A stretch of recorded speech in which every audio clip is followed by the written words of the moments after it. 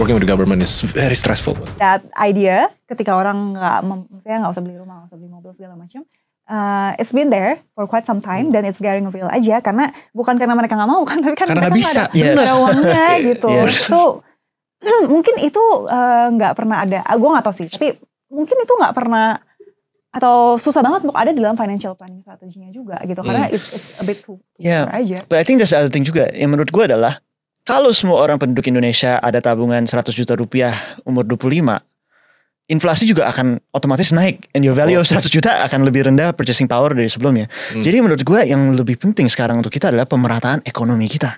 Karena dalam 5-10 tahun ke depan, gue percaya bahwa ekonomi Indonesia akan bertumbuh sangat agresif. 8% gue percaya sebetulnya. Oh really? Gue percaya.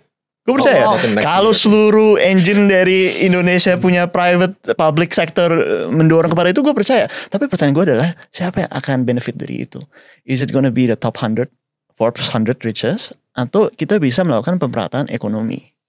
Kalau ditanya upside yang paling gede kan second third tier cities. Kemarin gue sempet 2024 tuh baca banyak report gitu loh. Untuk hit 8% gimana? Yang paling realistis ya harusnya yang di bawah-bawah nih yang belum rata, second third tier city itu dihidupin, di-urbanize, dijalanin ekonominya gitu kan. Yang benar kan kayak gitu, trickle down kan. Pakai uang dari? Ya harusnya. Ya, that's the question. Siapa yang menjalankan itu? Is it public or private yang melakukan itu? Udah pasti harus private. Karena public uangnya sangat terbatas gitu kan. Apalagi sekarang cut cost, macam mana mau sampai 8% gitu kan. Maksudnya dengan efisiensi anggaran dan ngefek ke private sector juga kan. Nah pas kita ngomong private sector pun. Dan ketika lo ngomong lo pesimistik gitu kan. Private sector harusnya prepare dan lebih menahan. Maksudnya kayak siapa yang akan kemudian boost atau drive the consumption dan. Nah itu dia. Kalau private kan cuma bisa expect 2 ya. DDI atau FDI. Domestic direct investment atau enggak foreign direct investment. Yang biasa terjadi kalau di kota-kota kecil yang belum diaktifasi adalah mereka buka pabrik di sana. Happens kan di Batam ada, aku tahu ada beberapa pabrik vape baru, pabrik EV di Subang, pabrik apa. Itu kan pelan-pelan naik tuh. Lapangan pekerjaan, mereka bisa kerja dan lain-lain.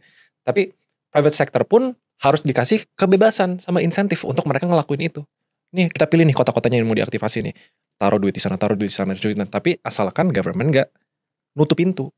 Mereka gak nyusahin. Yang sering terjadi itu nyusahin. Either kayak jadi tukang palak lah, atau jadi premannya lah, lu harus lewat gua lah dan lain-lain. Mereka jadi milih ke Vietnam. Ke Vietnam. Mendingan ke Vietnam kalau gitu. Tapi itu belum menjawab mayoritas negara masyarakat kita sekarang harus ngapain. Listening to this podcast udah tahu nih everything. Satu pertanyaan dulu deh. They don't have money. Means-nya income dulu deh. What's your approach yang ngelihat Indonesia sekarang gak bisa create income?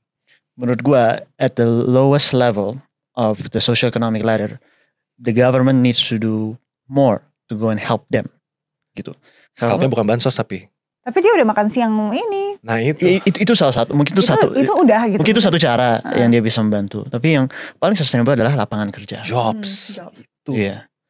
Jadi I think karena kalaupun private company ingin kontribusi, ini sebenarnya the only one that has that kind of distribution reach, capabilities, being able to raise bonds to finance the thing, has to have government involved. Government mesti merasa bahwa untuk mengurangi poverty atau extreme poverty is a main priority of the administration. Jobs berarti kan? Jobs. Di satu sisi sektor formal harus didorong government.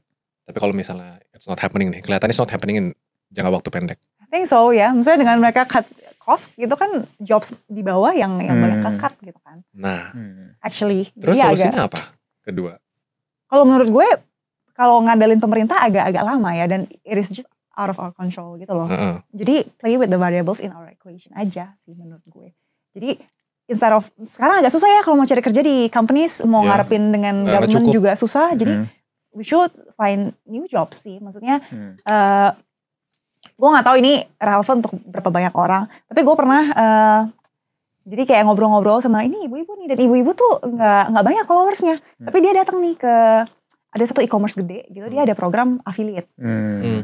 Ibu-ibu nih datang nih dan dia nggak banyak followers, tapi dia komplain kayak, aduh hari ini lagi susah nih, komisi affiliate-nya cuma 25 juta sehari gitu. Kaget. Benar. 25 juta sehari itu susah. Oke. Gue juga nggak tahu dia cari affiliate ini dari ibu-ibu mana gitu ya. Tapi dia looks like ibu-ibu biasa aja dan followersnya nggak banyak. Dia gitu. per hari udah 100 juta. Dan itu lagi susah, Anderson. Wow. Iya, jadi kayak let's explore a new job sih yang maksudnya selama ini nggak familiar dan lo nggak pernah dengar dari orang-orang sebelumnya aja. Ini ceritanya ibu-ibu affiliate komisi dari Shopee, E-commerce. ya salah satu benar. e-commerce gitu. Dan TikTok kan juga ada kan, Tokopedia juga ada gitu.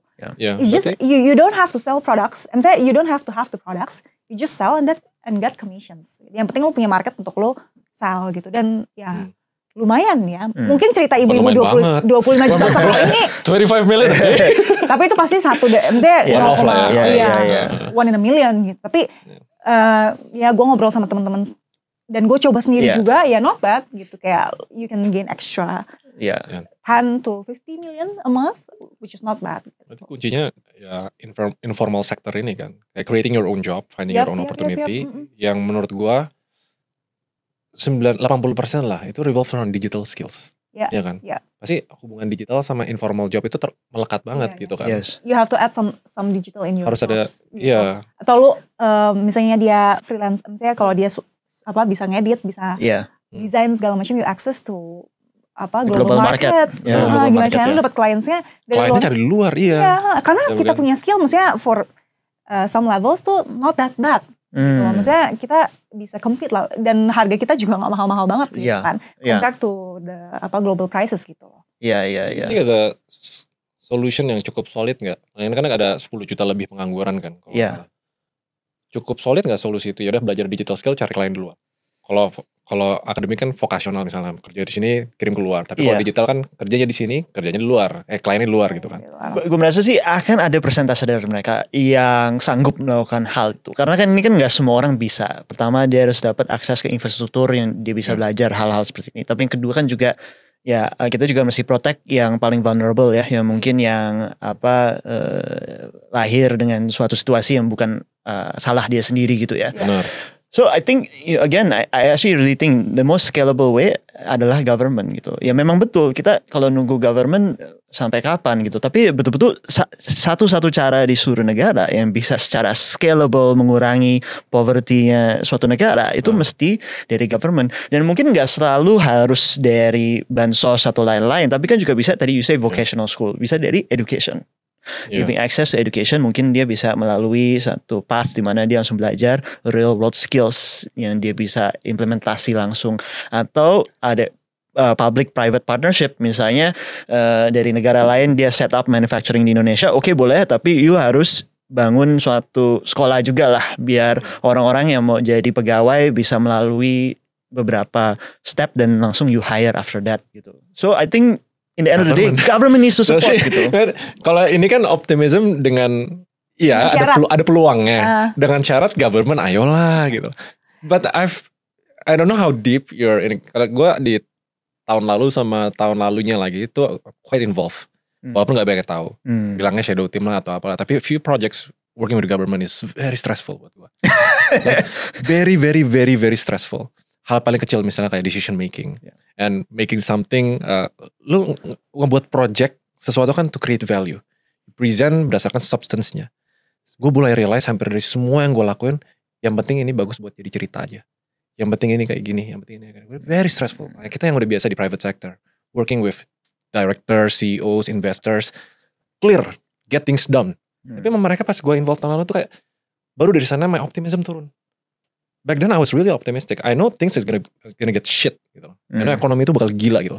Tapi at least waktu itu kelihatan, mungkin karena gue belum masuk ya, the government can do it gitu loh. Mereka bisa ada opsi ini, mereka bisa ambil gitu. Nah, prinsip-prinsipnya mulai dari sana gitu loh.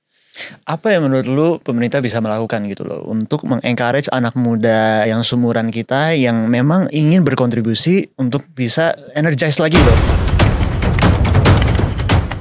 Komisi affiliate-nya cuma 25 juta sehari